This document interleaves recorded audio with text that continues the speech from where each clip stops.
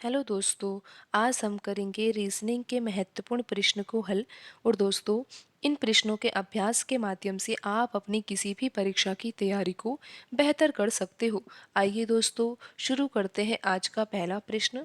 दोस्तों, यहाँ पर प्रश्न में दिया हुआ है कि यदि 14 हैज 13 बराबर 9 आता है तथा 27 हैज 36 बराबर 18 हो तो 46 हैज 31 बराबर क्या होगा।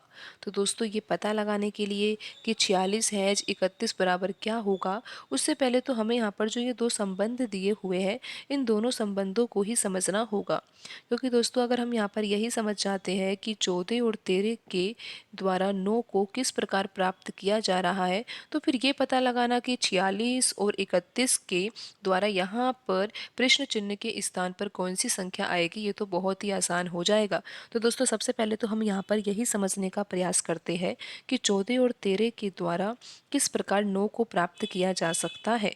तो दोस्तों, अगर हम यहाँ पर 14 के दोनों अंकों को जोड़ दें, बिल्कुल दोस्तों, 14 दो अंकों की संख्या है। अगर दोनों अंकों को जोड़ दिया जाता है तो कितना आता है, 5 आता है।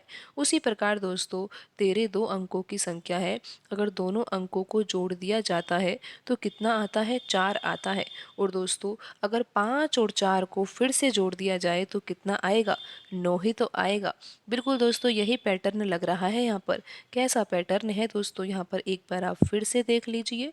हमको आंसर लेके आना है 9 और हमारे पास दो संख्याएं हैं, कौन कौन सी, 14 और 13। तो दोस्तों, यहाँ पर हमें क्या करना होगा। दोस्तों, यहाँ पर 1 है और 4 है। अगर इनको जोड़ा जाता है तो कितना आता है, 5 आता है।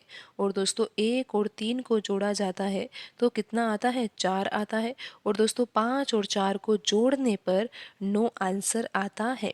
तो दोस्तों, अब हम इसी पैटर्न की जांच यहाँ पर दूसरे संबंध में भी करके देखते हैं कि ये जो पैटर्न हम यहाँ पर लगा रहे हैं वो सही भी है या नहीं।